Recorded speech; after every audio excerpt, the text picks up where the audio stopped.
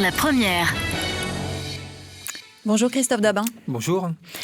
Vous avez été élu samedi dernier, nouveau président du CTOS, le Comité territorial olympique et sportif. Il y a depuis quelques remous. Vous vous sentez légitime à ce poste ? Tout à fait. Et puis sur les remous, je pense que c'est pas aujourd'hui ce qui est le plus important. Nous aujourd'hui, avec notre équipe, ce que l'on souhaite faire, c'est mettre en avant et mettre en pratique ce qu'on a mis dans notre programme, et c'est ce que on va s'attacher à faire dès la semaine prochaine. Alors on va y venir évidemment à ce programme. Malgré tout, ce qui fait l'actualité, ce sont ces fameux remous et le recours éventuel annoncé par votre adversaire lors de l'élection, Paul Poignéois. Qu'est-ce que vous pensez des accusations d'insincérité et d'irrégularité du vote ? Alors, en ce qui concerne les irrégularités, oui, c'est difficile. D'accord, les règles, elles ont tellement été appliquées à la lettre, et ensuite, donc, à la suite de l'élection, aucune observation, aucune remarque n'a été faite par le représentant de la liste de M. Paul Poignéois. Et en ce qui concerne maintenant l'aspect sincère du scrutin, je crois que personne ne peut dire aujourd'hui, toutes les personnes présentes donc, lors de cette Assemblée générale ont bien vu que les débats se sont déroulés tranquillement, avec la possibilité à chacun de s'exprimer. Donc moi maintenant, ce qui est dommage, c'est qu'on arrive à ça aujourd'hui, mais on va dire, on va laisser le temps au temps, et j'espère que chacun va reprendre un peu ses esprits, et que on arrive tous ensemble à se mettre autour d'une table avec l'ensemble des présidents et mettre en œuvre, et surtout répondre aux attentes et aux préoccupations du mouvement sportif. Vous aviez recueilli 126 voix, lui 113. Ça veut dire qu'aujourd'hui, il y a une division au sein du milieu sportif calédonien ? Moi, je ne dis pas qu'il y a une division au sein du mouvement sportif, qu'il puisse y avoir des dirigeants des ligues qui puissent avoir une vision différente de la manière dont le CTOS peut gérer. C'est tout à fait normal. Mais quand on voit le retour que nous avons eu suite à l'élection, montre bien qu'on a une grande majorité, et une très grande majorité de sportifs et du mouvement sportif qui sont derrière nous. Est-ce que ça invite finalement à peut-être modifier un certain fonctionnement, à imaginer de nouveaux canaux de discussion, d'échange, de débat éventuellement ? Tout à fait, et c'est ce qui a été, ce qui est prévu et ce qui est mis dans notre programme. Donc moi, j'ai bien expliqué que même si j'ai été secrétaire général avec Charles et que j'ai travaillé avec Charles Cali pendant 8 ans, il est clair que ma personnalité est différente, et qu'à ce titre-là, donc, on aura une approche et une organisation nouvelle. Donc c'est ce qu'on a annoncé, c'est ce qu'on va mettre en place. Et par rapport à la première communication, c'est que nous allons donc nommer au sein de notre conseil d'administration des référents pour chacune des disciplines, ce qui permettra d'avoir un lien direct entre le CTOS, les élus du CTOS et chacune des ligues, pour déjà faire redescendre les informations et surtout faire remonter donc, comment les choses se passent sur le terrain.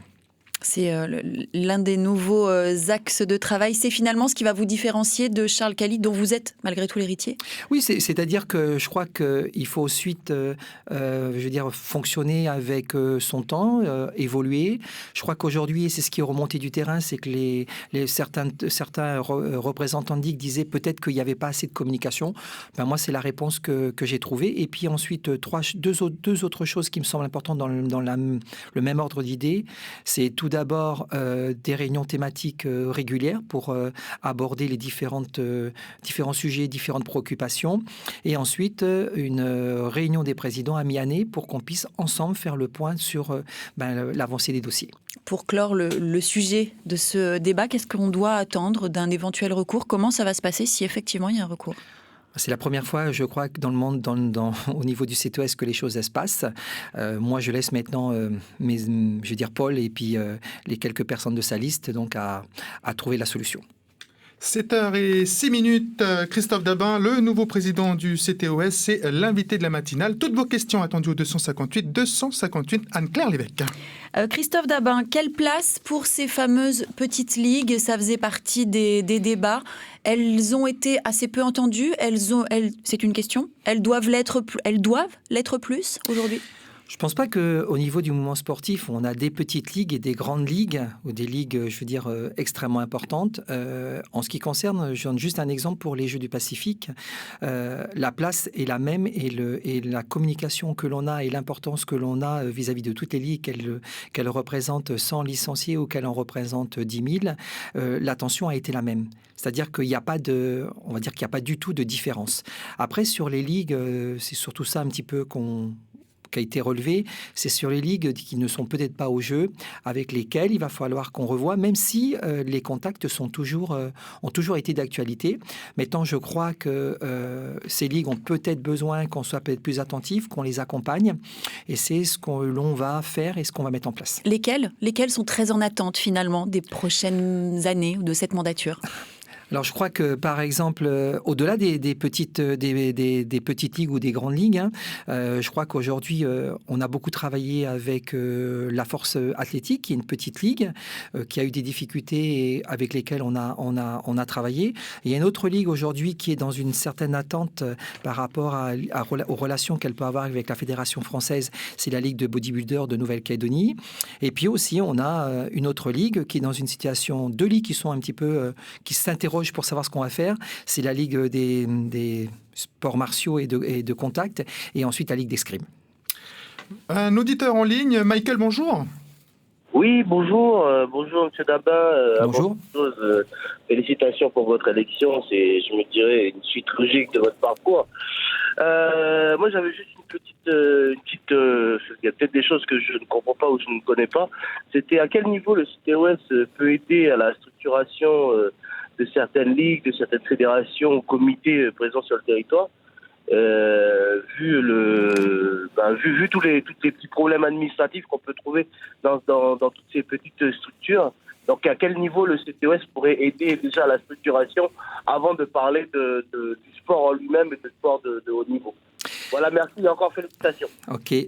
Merci Michael. Alors Christophe Dabin, ça doit vous parler ce genre de questions, ça a fait partie de vos axes de campagne. Tout à fait, donc il ne faut pas oublier qu'au niveau du CTOS, les compétences du CTOS sont quand même assez limitées. Nous sommes donc l'organe déconcentré donc, du CNOSF et ensuite on s'attache particulièrement donc, à accompagner les ligues mais surtout à ne pas faire d'ingérence dans le fonctionnement des ligues parce qu'on n'a pas du tout à le faire.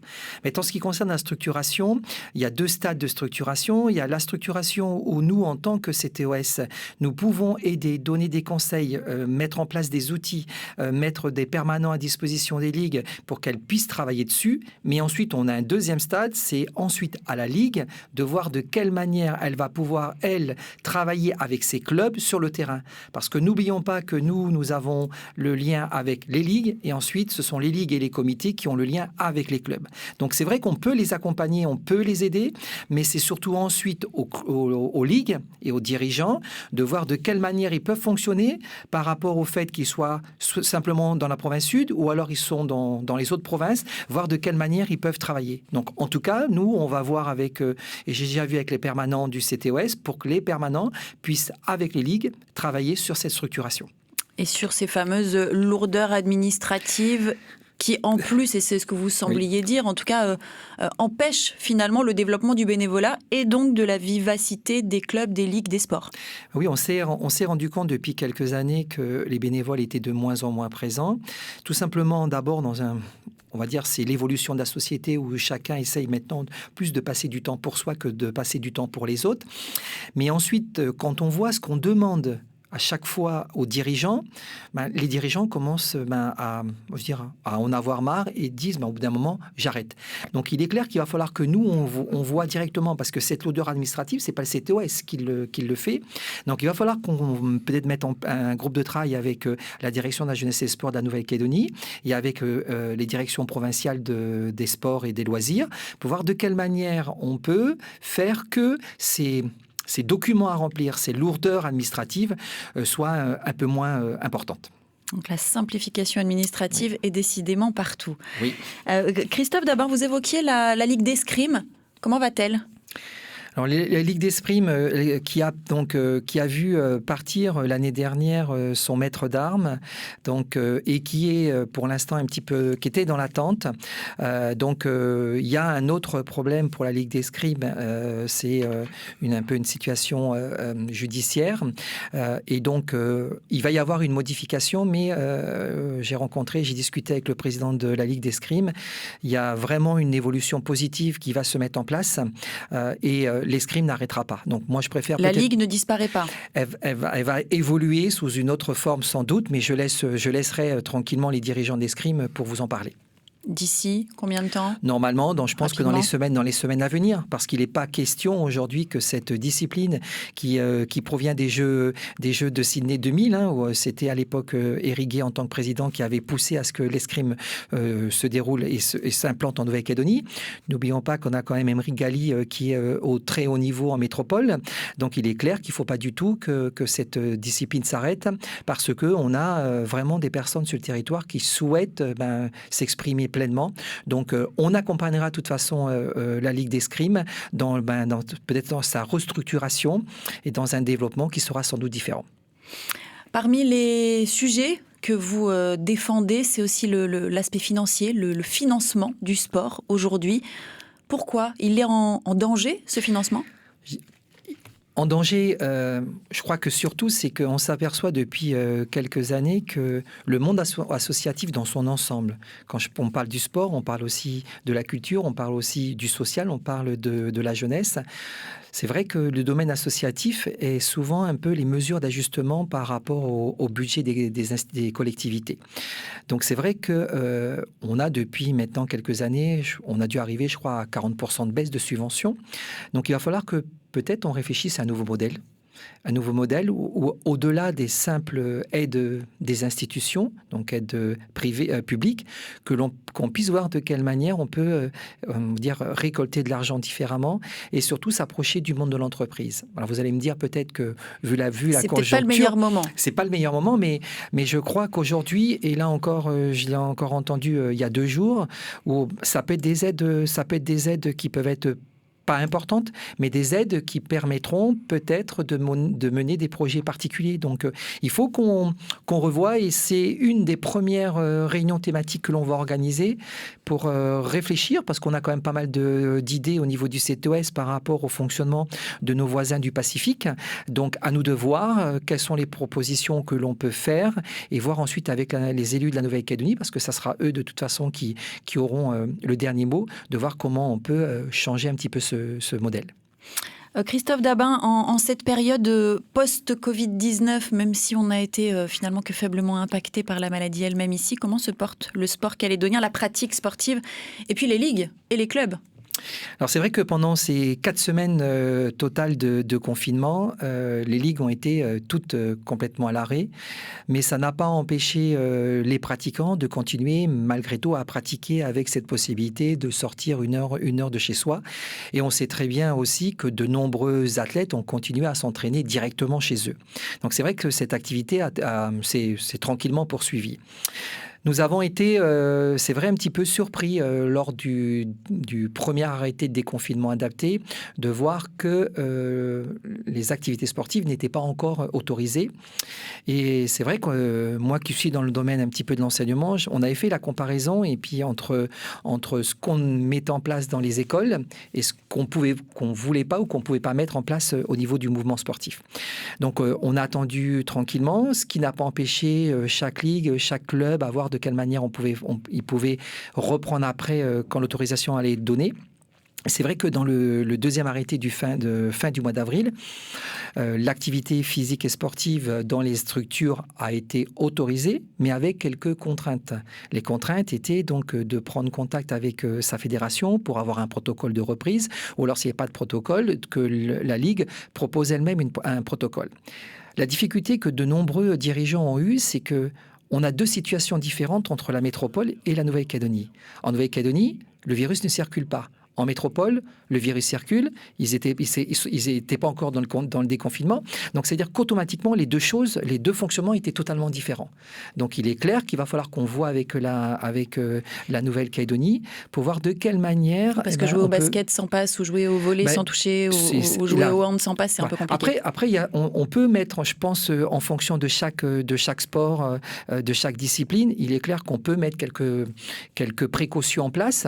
Mais les discussions avancent pour permettre un jeu serein, un entraînement serein. On attendait, je ne vous cache pas qu'on attendait tranquillement que les élections se passent parce qu'il fallait attendre quand même de savoir quelle était l'équipe qui allait être élue. Donc, de toute façon, on va prendre contact. On a déjà eu, nous, des réunions avec quelques représentants de ligue. On a déjà émis quelques idées. À nous de voir maintenant comment on va pouvoir les faire passer auprès de nos élus. Christophe Dabin, très rapidement, les compétitions, les matchs, les rencontres, les affrontements, ça va reprendre ou pas? Et quand? Oui, c'est ce que tout le monde attend. Et puis, on va dire qu'il y a deux types de compétitions. Les compétitions de haut niveau, on va dire par exemple la Haut League ou le championnat, on va dire championnat de basket, ainsi de suite, où là, le niveau est important. Il est clair que là où on va dire, on peut peut-être être précautionneux parce que il ne faut pas non plus que les athlètes se blessent, mais sur toutes les autres compétitions, on va dire des jeunes matchs de foot, des petits matchs de basket, des petits matchs de rugby, des compétitions de balle-trappe, ça, à notre sens, il n'y a aucune raison que l'on attende encore trop de temps. Donc on peut avoir bon espoir là pour le mois de juin? J'espère. Donc en tout cas, c'est ce que l'on va voir avec la DJS et avec la Nouvelle-Calédonie pour que on aille très rapidement. Christophe Dabin, vous êtes le nouveau président du CTOS, le Comité territorial olympique et sportif. Merci d'avoir été notre invité. Merci pour votre invitation. C'était l'invité de la matinale sur la première.